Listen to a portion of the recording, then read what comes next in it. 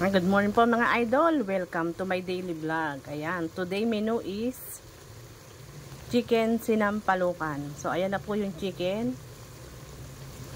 Naigisa ko na sa luya at sibuyas. Konting patis, paminta at ajinomoto. Ayan. Hayaan ko lang po siyang magisang mabuti sa patis. Tapos ko ilalagay yung mga gulay. Ayan, nalito na po yung labanos.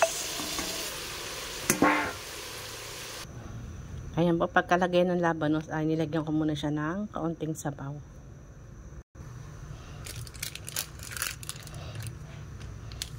Sampalok powder.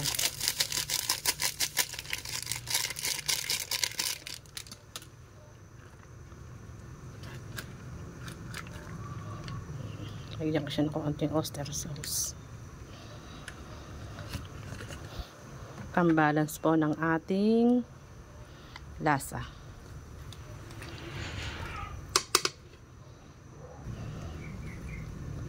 Yan, ilagay ko na rin po yung okra, siling panigang at yung pinakapuno ng bok choy.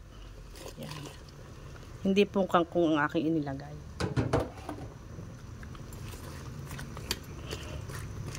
Yan, pagkaluto po niyan, dagdagan ko na lang siya ng sabaw. Ulit. At ito na po ang ating pinakahuli. Yung pundahon ng bok choy. So ayan, hindi po ayan. Ayan, antay lang po natin maluto yan at okay na po ang ating chicken sinampalukan. Yan, okay na po yung sabaw na iyan. Hindi ko na po dinagdagan.